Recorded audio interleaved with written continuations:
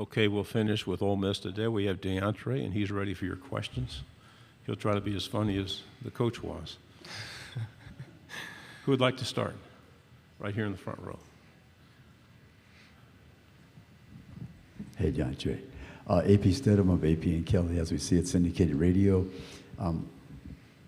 What's been your understanding of the defense by Pete Golding so far?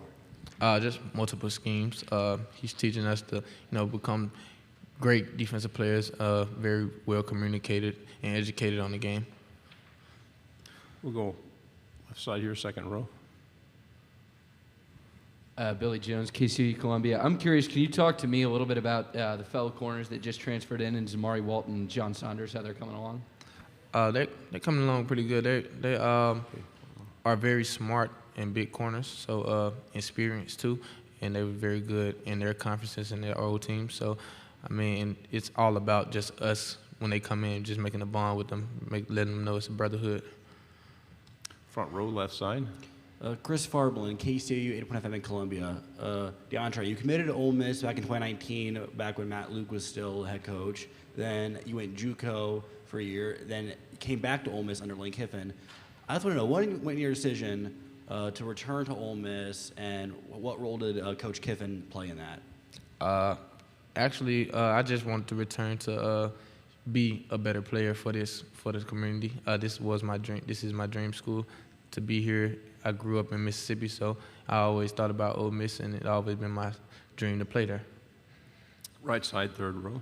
Dan Peck, ESPN 106.7 in Auburn. Austin Keys, your former teammate, transferring to Auburn. What can you tell us about the kind of player Auburn is getting? They're getting a good linebacker, I tell you. Good personality, good attitude. Look forward to see what he's doing this year for them. Go on third row, left side. Jason Williams, WTVA 9 News. Quinshawn Judkins had a great breakout freshman season as a freshman. I was just wondering, is there any newcomer on the team that you think is going to have a breakout season just as a newcomer? Our receiver, our true freshman receiver, Aiden, I think he's going to have a breakout season as a freshman, true freshman for sure. Okay, third row. Also WTVA 9 News. There's a lot of conversation about whether or not it's hard to keep culture of a team alive with so many transfers coming and going. And you said Ole Miss is your dream school. Can you talk to a little bit about the culture? I feel like the culture it's about the players. I'm a veteran now, so I feel like it's my duty. Like if somebody come in as a transfer, I feel like it's my job to, collect fun activities for them on the weekends so, we can get to know each other as a defense and as a team. I think that's very important. Left side, fourth row. Jamal Kennedy, WSFA 12 Sports in Montgomery, Alabama. Just speaking to Quinshawn, have you ever seen an underclassman with, the kind of talent and skills that he displayed last year, and what sets him apart? No, I haven't. I haven't seen anyone like that, like Quinshawn Judkins, ever. Left side, second row. Hey, Bradley Davis, WAPT Sports. So you mentioned Aiden. We covered him a lot in Jackson, and he's quite the player. But also in talking to him, seems like he adapt well to Coach Kiffin's style and that sort of thing. What's his personality like? Coming in, because he seems like he's plays a little bit older than he is. I feel he's a worker. We in the same kind of lift group type of thing. We in the weight room together, so I see him work. I see him putting in work. When we have team run, he put in work. I just try my best to encourage him and make sure that he knows, you can be a big time guy. Right side, third row. What can you tell us about the steps Jackson took to win over the team last offseason as a transfer quarterback coming in with a limited window before the season starts? I just feel like his leadership was A+, was definitely something that we needed for that season. I think he's a great leader still, and just a great quarterback. Growing up in Mississippi, you must have great impressions of the Egg Bowl. How important is that to you, and do you know people on both sides of the fight?